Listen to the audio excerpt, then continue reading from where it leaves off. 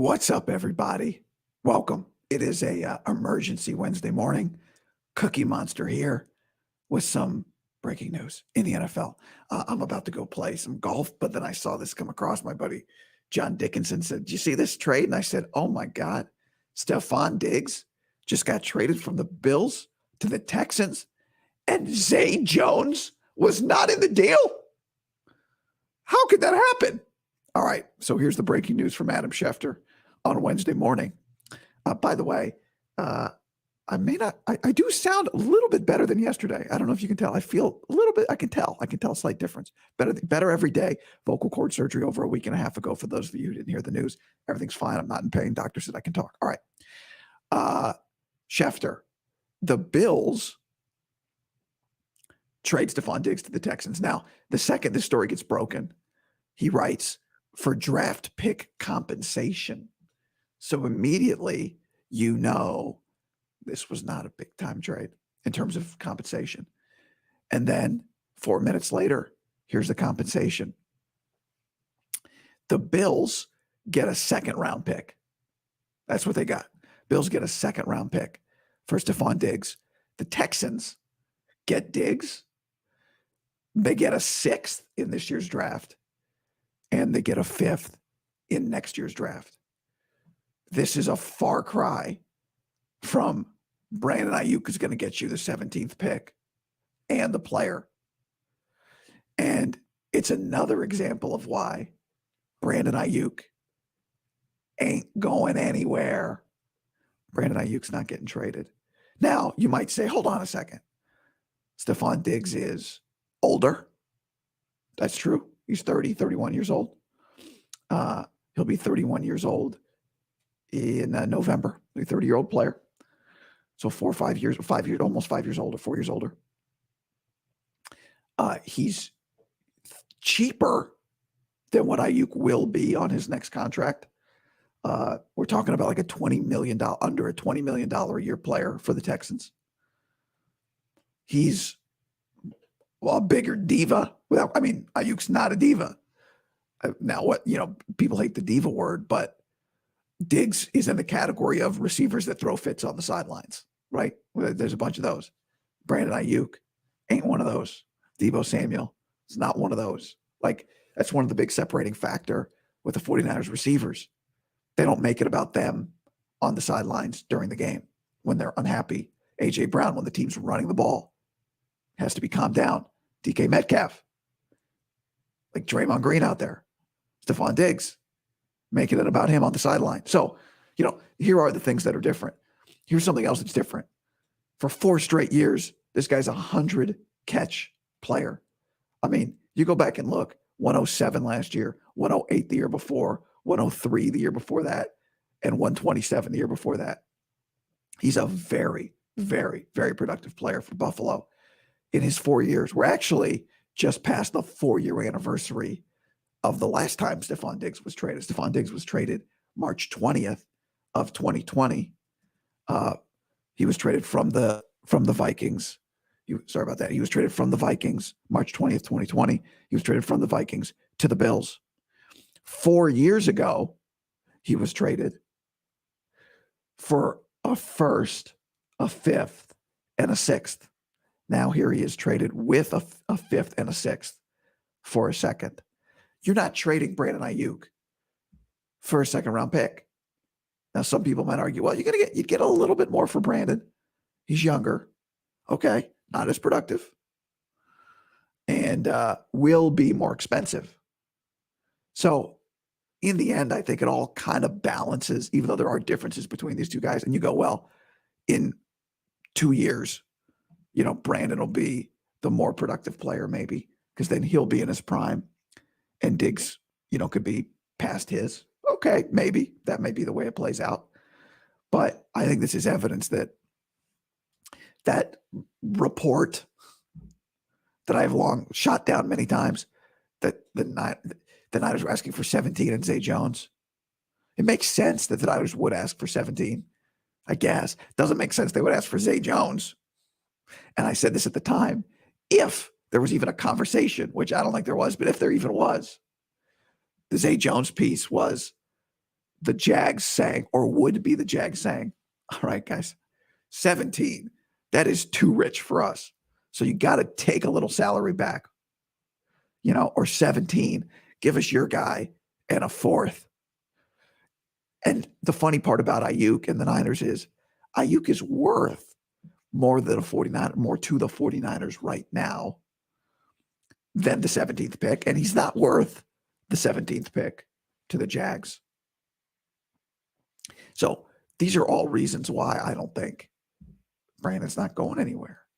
And then you look at this, you tell me, how would you feel if the 49ers, if you woke up tomorrow and the Niners had traded Brandon Aiyuk for a second round pick and they got, they had to send a fifth with him? You'd think it was insane. Hell, if you woke up tomorrow and the Niners had traded Brandon Aiyuk for the 17th pick, you'd go, okay, I'm pretty sure that's value, but how are you going to win a championship this year with like maybe the fourth best receiver in this draft? Maybe. And maybe you nail the pick. Maybe it all works out. But I think this is pretty eye-opening. And it kind of goes back to what we've been talking about for a while. The incentive for the 49ers to trade Brandon Aiyuk just isn't there. And for Brandon, the question becomes, how much less than what I want am I willing to take this year in order to not play on the fifth-year option? To me, that is the heart of this thing, right? I think we've been talking about the Aiyuk situation as like, is the heart of it is, what is a team willing to offer? What are the Niners willing to take? But I think the real heart of it is, how much is Brandon willing to play for this year versus wait a year and just play this year on the fifth-year option, which is not chump change, right? Like, it's a significant increase in salary for him. It's $14 million is what his fifth-year option is this year. That's a big raise for Brandon. That might be enough. That might be enough for him to say, you know what? Fine. I'm going to play hardball with you guys on this negotiation. I'm not taking this contract for $23 million a year that you're offering me. And, next year we'll do the deal and I'll sign for whatever, 29, 28, whatever the number is.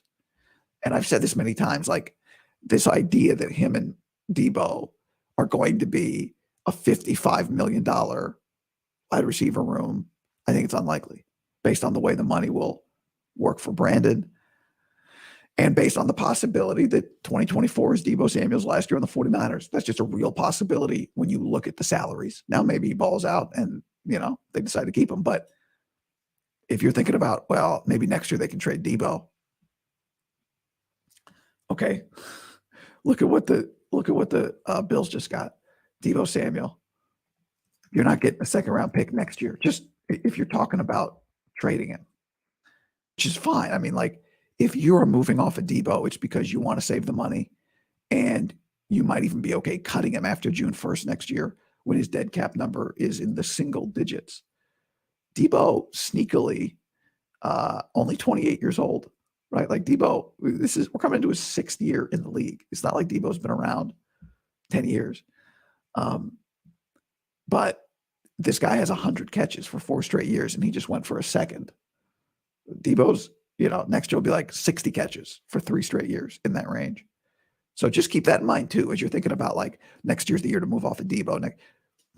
It's going to be like for a fourth, maybe, we have to look at Debo's contract, exactly what you'd be taking on, but not going to be for a lot. His cap number next year, traded pre-June 1. Well, they wouldn't do it pre-June 1. They'd want to do it post-June 1. Wherein his cap number is $6 million. So he'd cost an acquiring team like $16 million on a 1-year deal. Eric says, Trey Lance went for a fourth. LOL. I was watching yesterday Grant Cohn and his father, Senior Cohn, Lowell Cohn, who I adore. And I enjoyed the video.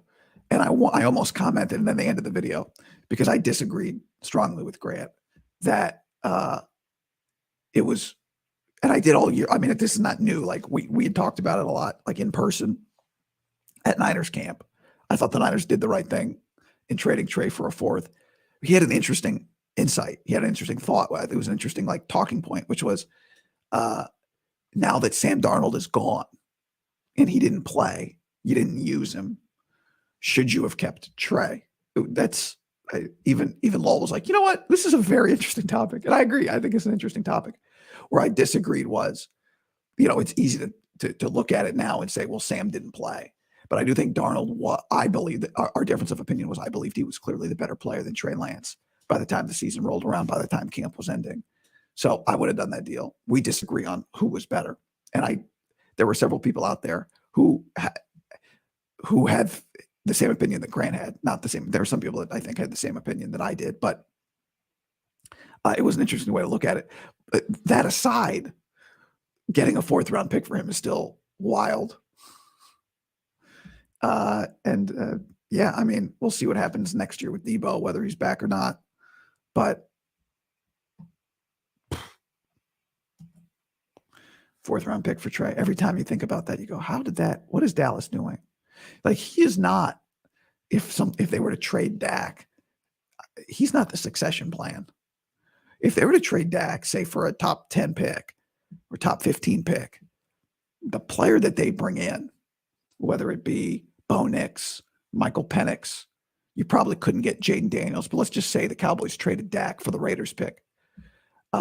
J.J. McCarthy, I don't love, but let's just say you traded for the Raiders pick and you drafted Michael Penix, which is higher than most people think you would draft him. But the point is, all of these guys in the draft, McCarthy, Daniels, certainly Caleb, even Drake May, and then definitely Penix and Nix, who are older players, they've all played more football than Trey Lance.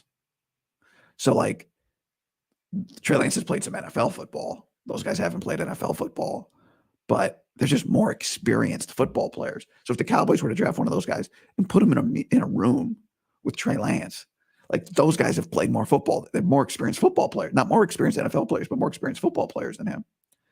So that whole situation is very interesting too. But anyway, Grant or Lowell, if you happen to see this, I wanted to jump in on the video yesterday. And I just didn't make a comment fast enough. But plus, it would have been hard to defend myself. That's why I think commenters have a lot of courage, because you like put your take out there and then like I can rip it apart and you can say something back, but I can ignore it. It takes courage to be a commenter, because you don't get to defend your take if it gets misunderstood or, somebody picks it apart the way you don't like it. Stan says Aiyuk is worth more because he can block. Yeah, I mean, maybe. I don't. He is worth more. I agree. Period. / I don't think it actually means he'd get more on the mark. Like, I don't. It seems like, well, I'll give you a second, and then I was like, he can block. Like, well, okay, fine, you got me. It's a first. But he is worth. It's part of why he's worth so much to the 49ers. Oh, see, this is what I'm talking about. I actually think it's an interesting. Stan said that he was joking with that comment. I actually think it's an interesting. I actually think it's an interesting thought, though. Emmy says, quote, some NFL football is being generous. See, we don't need to make it about this. Here's what I've noticed with my voice, by the way. It sounds gravelly today. I think it's significantly better than it was yesterday. But you're the one who has to listen to it. If I go high, I can get rid of the gravel. If I go high, the voice is smooth. If I go high, there is no gravel. If I go high, you think it's healed. This is my new voice. See? Yeah. All right. What else we got here? Robert says, I would take Diggs over Aiyuk any day of the week. Aiyuk could block good coming from the Shanahan tree of receivers. And if Aiyuk wants out, get rid of him. There's plenty of receivers that could do it as good. I don't think there is. As many, there are plenty of receivers that can do it just as good. I don't think there are. I mean, this guy was one of the best receivers in the league last year. And it took him a few years to get to that level. And this is the thing. I keep saying this. I'm going to keep saying it. If you pay Brandon Aiyuk this year or next year, I think he's going to play. I would play him on the 5th-year option this year because it really pushes back the amount of money. I'm not worried about his money running into Brock's money, but anyway, either you are paying for it based on his age. You are paying for his prime, not for past performance. So I think 2024 is going to be a good year for Aiyuk. My prediction is he'll come back on the Niners in 2025. And in 2025, Brandon's going to catch like 90 plus balls. He'll have a career, his best year of his career, I think is going to be 2025, based on the likelihood that in 2025, you don't have Aiyuk, Jennings, Kittle, Debo, McCaffrey all together. It's likely that group isn't together for 2 more years. And I think what that means is increase in production for Brandon. Eric says, so you're saying Diggs should have been a 1st-round pick? No, I think it would have been eye-opening if he was a 1st-round pick. I'm saying just let's look at this value here. The receiver market, I think, if you go back and look at what Tyreek got traded for a lot, and it wouldn't have added up to like trading Brandon for the 13th pick. When you factor in, the level of player that Brandon was versus the level, Brandon was not going to get that level of pick, right? Charlie says, Aiyuk's value is that he's young, will potentially enter his prime in the next 2 years. If you trade for him, you get his absolute prime. I mean, he's entering his prime right now. You could argue, actually, last year was the real beginning of Aiyuk's prime. He is in his prime right now.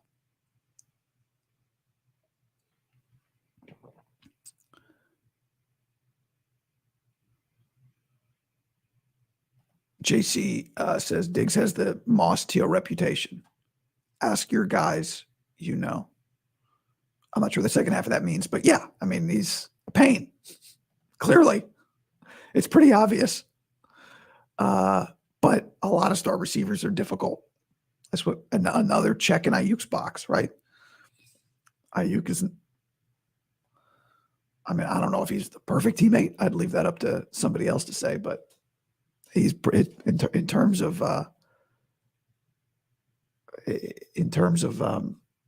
receivers, he comes pretty good.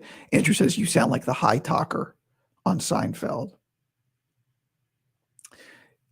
This isn't what is her name? Elaine calls a friend of hers, Noreen. Elaine calls her friend Noreen because Jerry Seinfeld tells her that Noreen was flirting with him. So Elaine, to be gossipy, calls Noreen. She says, hi, Noreen. She calls and the phone answers. Hello. She says, hi, Noreen. Were you flirting with Jerry? And the voice says, Noreen was flirting with Jerry? And Elaine says something like, Noreen, what are you talking about? And the voice says, this isn't Noreen. This is Dan. I think that's what Andrew's talking about. It was a good episode. I watched the clip of it last week because, I already thought of that one. Here we go. Comment. Niners need to fix the right side of the O-line. Center, safety, corner, not receiver. McCaffrey's still in his prime. If the Niners dump Aiyuk, I wouldn't care because they have too many holes to fill. I would argue that they would create another hole by dumping Aiyuk, by dumping, quote unquote, dumping Aiyuk. You create another hole. You get, look, you got to be all in on winning this year a championship, but also trying to make sure that you are set up for the future. In a bad way to hurt your chances of, or I guess a good way to hurt your chance of winning the Super Bowl this year and setting yourself up for the future. A good way to hurt your chances of both of those things is to get rid of Brandon Aiyuk, who is your best pure receiver and the most likely player to be a running mate, quote unquote. I don't know if I need a quote unquote with Brock Purdy. He's the guy based on age and production who will probably be Brock's longest tenured teammate. They're going to be together the most. I guess I could talk in this voice, which is kind of like a middle voice. I don't know if that's better, but they're going to be they're going to be together the most. So, if you look at 5 years from now, the most likely combination on this team of all the guys that are still here is that the last two standing will be Aiyuk and Purdy. It's most likely that those are the two guys, the last two from the offense, that just played in the Super Bowl. So it doesn't to me make like, oh, you could get rid of Aiyuk and get younger. He's young. There's some other guys you would trade for picks and get younger. Now, the problem is nobody's worth a first round pick. So, it's, you got to nail you just got to nail your picks. Like it's the future of the 49ers and Brock Purdy's ability to help keep a Super Bowl window open is partly determined in a month when they draft.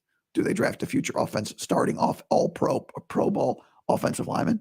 Do they draft a Pro Bowl receiver? Do they draft a Pro Bowl corner? Do they nail picks, 2 or 3 in this draft that help them keep their window open? It's a ton of pressure. It's a ton of pressure. Comment. Got to remember, the Niners think much more highly of their offensive line than the internet does. They might add to it, but I don't think it's a guarantee at all. I think you're right. It's not a guarantee. I would do it, but I think you're correct. It's not a guarantee. So, all right. That's that for this. Thank you for jumping in here on this Wednesday morning. If you're watching the video live, great. If you're listening to the podcast, thank you as well. Appreciate that. If you're watching on YouTube, hit that like button. That helps the video grow, kicks it out to more people. And the likes are particularly important this time of year when there's not as much football news. So the likes help the velocity pick up a little bit on these videos. And yeah, appreciate y'all. Okay. Thanks for bearing with the voice too. Hopefully it's getting better by the day. Thursday morning, 8 a.m. live with David Lombardi, provided that David doesn't hear this and go, I don't want to talk to that guy.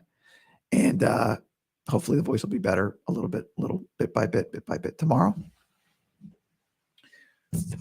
Working on some designs as well for the hats. So we'll have some updates on that at some point soon. And I'll talk to y'all soon. Okay. Thanks everybody. Bye.